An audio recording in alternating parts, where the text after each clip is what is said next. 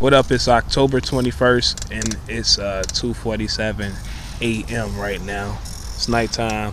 I'm gonna talk about the chapter that I finally got done reading tonight.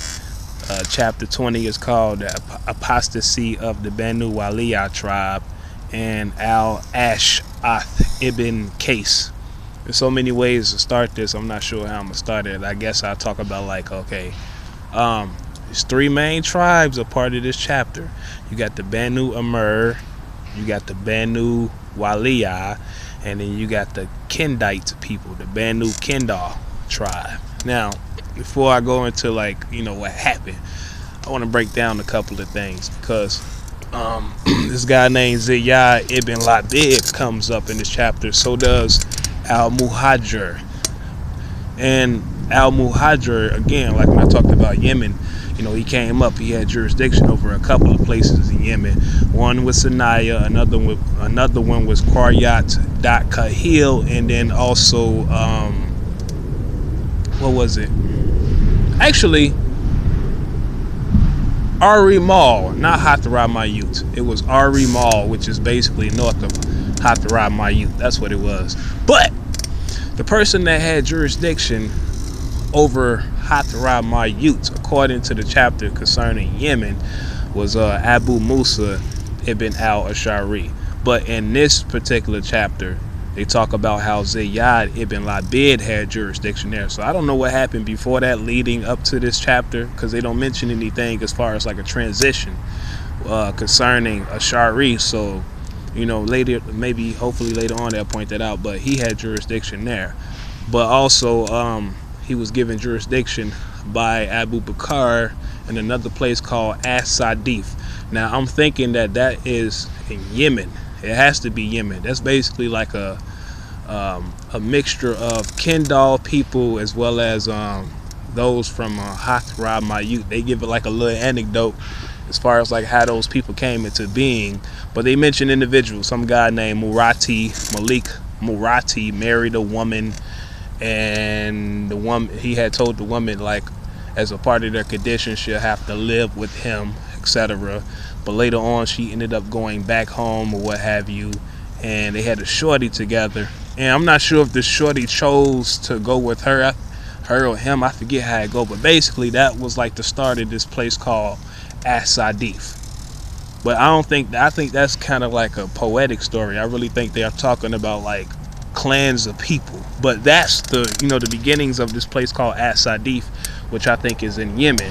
But As-Sadif was a place that Ziyad ibn Labid also had jurisdiction over, based on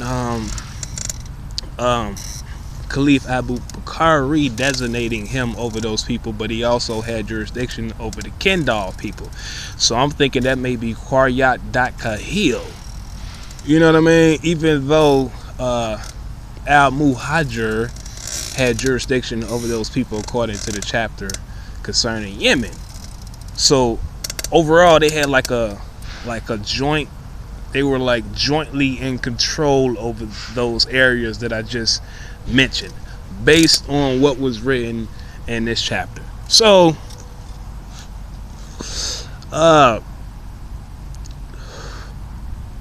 what had happened that started this whole little rebellion, right, was that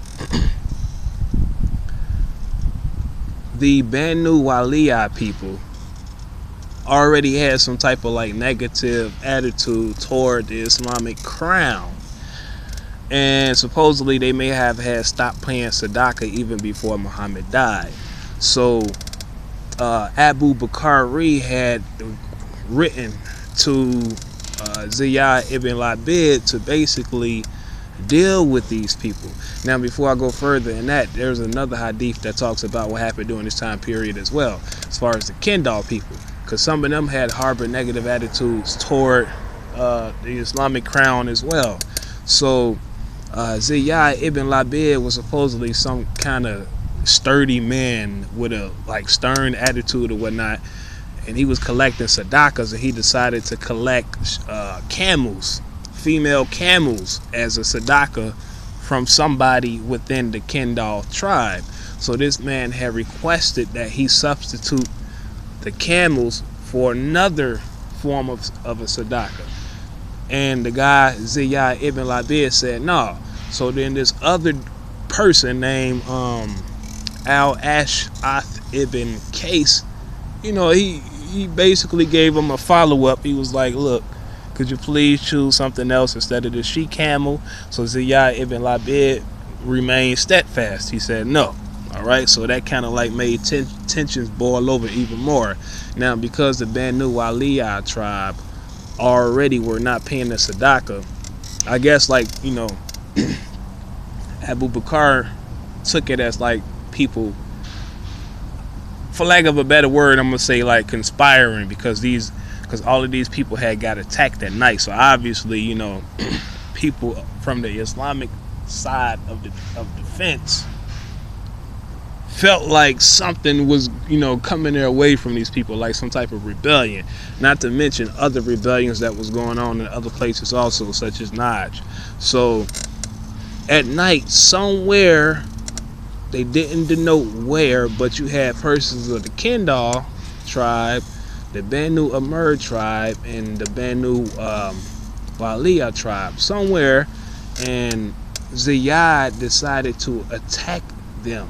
And this happened at nighttime. Now the thing is, as far as the Banu Amr tribe, you know, they had 4 people, actually 5 altogether, that were there. But 4 of these people, they were like prominent figures who had owned valleys. All right, and these are supposedly sons of the Muk